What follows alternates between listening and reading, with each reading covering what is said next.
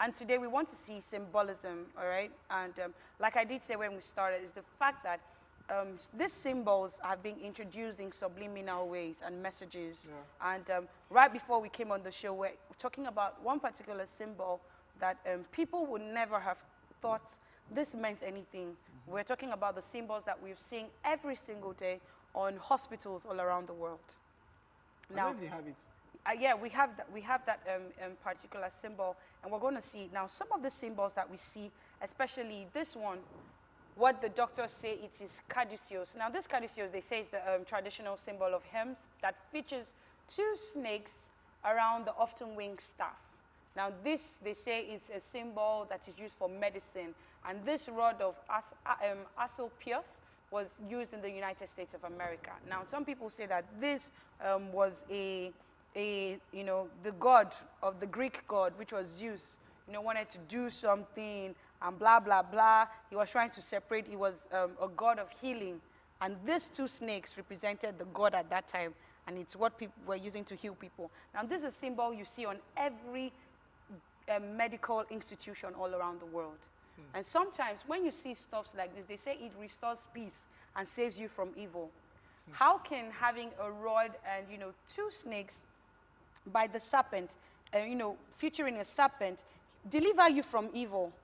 So do you understand? So sometimes we see some of these things, right? Yeah. And you just think, oh, it's just a symbol. But they actually mean something. Because these are not just Greek mythologies. They are things that has happened. They say that this is a symbol of the god of commerce and thieves. The other one is the symbol of medicine and healing. How can two serpents, across a rod mean that this is healing?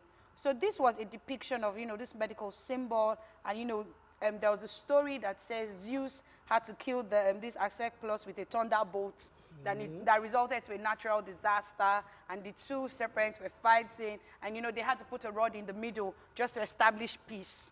And by the time the rod was in the middle and you had the two serpents together, that he now protected the people, which represented the rod, from all evil. How is that even possible?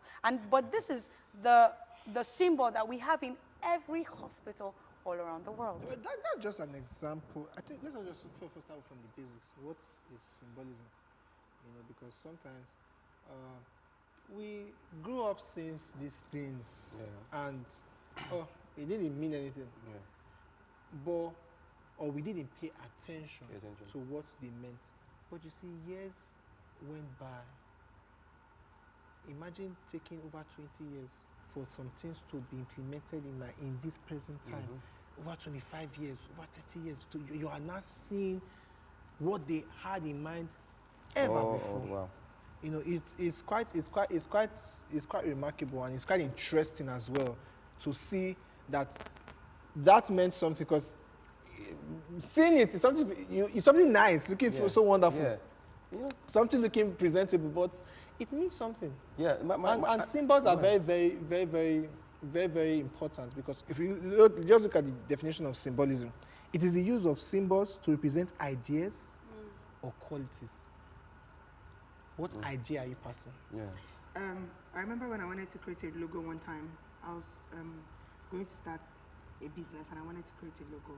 Talking about symbolisms, it just came to my mind now that nothing happens without a reason. Yeah. Because the designer was asking me, so what do you want to communicate? What are you trying to communicate? So that he said your logo is your way of talking about your brand without necessarily speaking a word. Yeah. You let the pictures do the talking.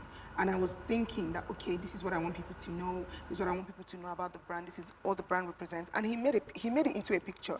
And when I saw it, it depicted that description in my mind. So it brings my mind to the fact that nothing happens without a reason. Before a symbol represents any group, anything, whatever symbol you find, it always communicates the vision, the agenda, and the mission of that group. So nothing is just anything. If they put two snakes together, what are they trying to say? Why is it a serpent? If they put two snakes together, what are they trying? They're trying to say something. But a lot of people before now ignored everything. They say, oh, it's just a logo. Nothing is just anything. Creativity. Nothing is just anything. Everything has an implication. So you need to find out, what does this thing represent? And usually they don't tell you what it is verbatim. It's usually like Pastor would say, subliminal, it's subtle, it's infused in that image until you can untangle it, then it makes sense. You know what I'm just thinking? You know? How people see these logos on it. Just copy. So nice. And they Put copy it in. You'll be very surprised. Most Christian organizations have this it. logo. Even Or on maybe t-shirts. or organizations that are owned by Christians, they have this logo, they don't really know. And you say, you notice, you start finding some challenges, you start finding some things. It's an idea. When people see it, that alone, it represents something. Now, somebody may say, but it's what I represent it to be. That's a symbol. That, No. no. It Because doesn't you see, work for symbols look that at way. it. Because you're not the creator. Exactly. Look at it.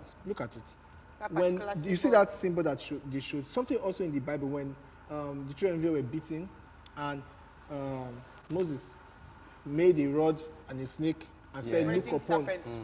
A brazen serpent to say, "Look upon." That was an instruction. There was a means to an end to that. That in the New Testament represented Christ on the cross. God had an idea and meant something else. So when you use certain things, it means something. It is a means to an end. There's always a means to an end to all these symbols. When people, now we are saying what they are doing with COVID. We are saying the New World Order. We are saying What they call the what they call the name and what they are intended to do. Yeah. You are saying something about it? Yeah, and you know, you just talked about the brazen serpents in the Bible, Moses and all that, and you know that's that's always the reason when they want to explain why they use the serpent. They'll come from that angle, but you see, even after that, the children of Israel started worshiping that brazen serpent, and God was upset with them. I'm going to read a verse in the Bible just to back this up. The book of 2 Kings 18:1-3-4. Now it came to pass that Hezekiah the son of Ahaz, king of Judah, began to reign, and he did that which was right in the sight of the Lord, according to all that David his father did. He removed the high places and brake the images and cut down the groves and brake in pieces the brazen serpents that Moses had made. So Hezekiah came many years down the line before Moses. Sorry, after Moses. But imagine people kept those images and were worshiping them. Yeah. And God was upset with them. But see now, generations has come and gone, many years now. It's the old. Now they've adopted that that same image. thing It's the old. and they put it in Under hospital. the disguise of the fact that it represents It represents healing. healing. Now imagine what has been happening to hospitals. People will go into hospitals and some There's people a will lot die, of- some people will get worse. Yeah.